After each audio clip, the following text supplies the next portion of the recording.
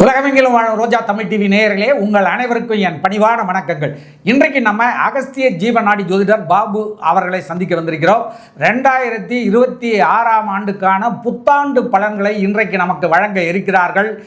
ஒவ்வொரு ராசிக்கும் தனித்தனியாக பலன்களை வழங்க இருக்கிறார்கள். சார் வணக்கம். வணக்கம். வணக்கம் ரோஜா டிவி நேரம் கோடான கோடி ரசிகர்களுக்கும் இனிய புத்தாண்டு நல்வாழ்த்துக்கள். நீங்கள்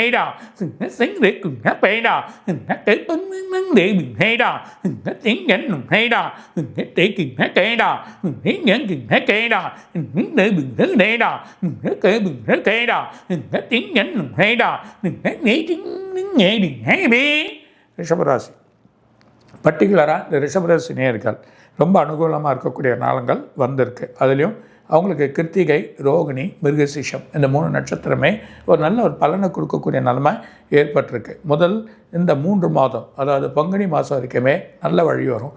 புது வீடுகள், ப்ரொமோஷன்ஸ், எதிர்பார்க்காத வழியில் எல்லாமே அவங்களுக்கு கிடைக்கும்.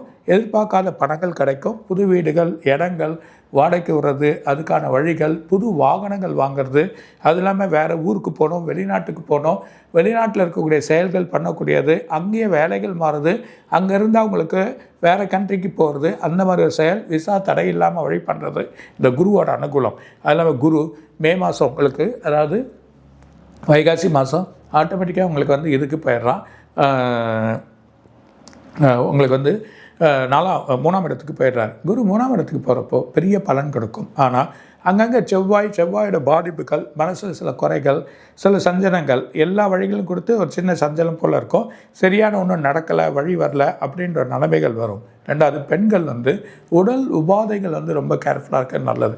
ஏன்னா அடுத்த வருஷம் முழுக்கவே இவங்களுக்கு ஆவணி மாதம் வரைக்குமே டைம் நல்லா இருக்குது, எந்த ஒரு பிரச்சனையும் கிடையாது. ஆனால் ஆவணிலேருந்து புரட்டாசி, ஐப்பசி, கார்த்திகை இந்த 3 மாதம் ஸ்லோவாக போவோம். வழிகள் கிடைக்காது, எதிர்பார்த்தது நடக்காது, ஸ்லோவாக அந்த வேலைகள்லாம் டல்லாகும், வருமானங்கள் குறையும்.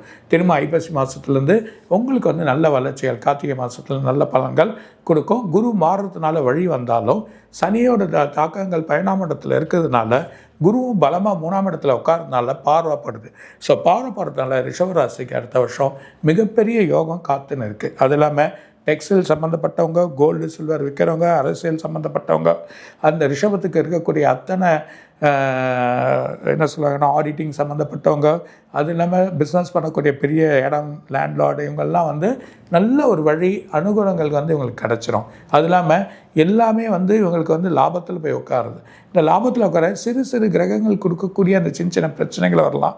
பெரிய கிரகங்களோட லாபங்கள் நமக்கு நல்லா கிடைக்கிறதுனால, ஏன்னா ராகுவும் டிசம்பர் மாதம் அடுத்த வருஷம் எண்டு தான் மாற போகிறார். அப்போது இந்த ராகுவோட பலன் உங்களுக்கு பாக்கியாதிபதியில் உட்கார்ந்து இருக்கிறதுனால, அதை குருவோ வழியாக பார்க்கறதுனால எல்லா இடத்துக்குமே நல்ல பலன்கள் உங்களுக்கு காத்திருக்கும்.